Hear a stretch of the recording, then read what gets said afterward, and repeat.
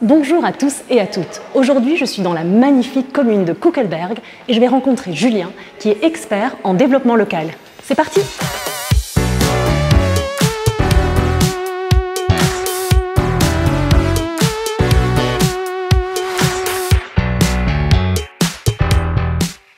Bonjour Julien. Bonjour Eva. Vous êtes expert en développement local à la commune de Koekelberg. Et ça veut dire quoi exactement? Qu'est-ce que ça veut dire? En fait, ça veut dire que j'essaie de travailler à répondre aux besoins des Koekelbergeois. En particulier un quartier spécifique, la partie plus historique, ouvrière de Koekelberg, en répondant aux besoins d'habitants. Ça veut dire par exemple créer des nouveaux équipements publics, crèche communale, une maison de la jeunesse par exemple. Ça peut vouloir dire rénover des voiries, mener en place des actions socio-économiques sur la culture, l'aide aux devoirs, ou aussi mettre en place des actions participatives. Et c'est quoi une journée type pour vous par exemple? C'est assez difficile à définir puisque ça peut pas mal changer. Alors, en effet, il y a pas mal d'aspects administratifs dans mon travail. On doit rendre des comptes aussi, notamment à nos collègues de la région, puisqu'il y a des subsides qu'on obtient pour mener à bien nos projets. On est aussi en contact avec des habitants, avec des ASBL, avec différents acteurs du territoire. Et voilà, il y a beaucoup de réunions, il y a beaucoup de présence sur le terrain, il y a parfois des imprévus.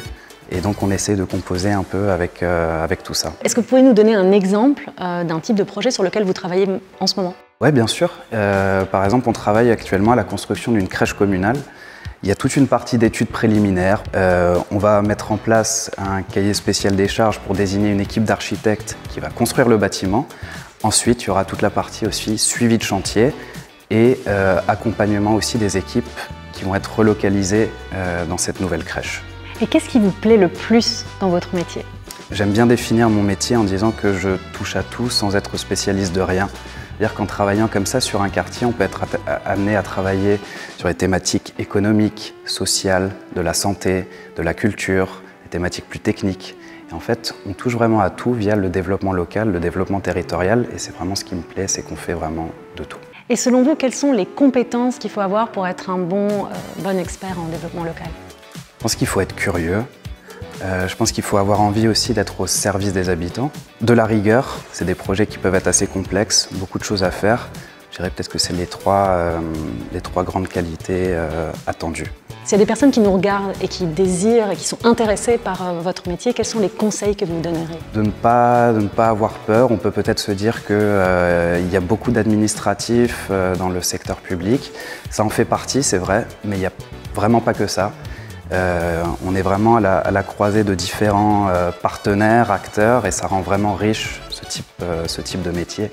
En tout cas, merci beaucoup Julien de nous avoir éclairé sur le métier d'expert en développement local. Un grand merci à vous, c'était un plaisir. Et à bientôt.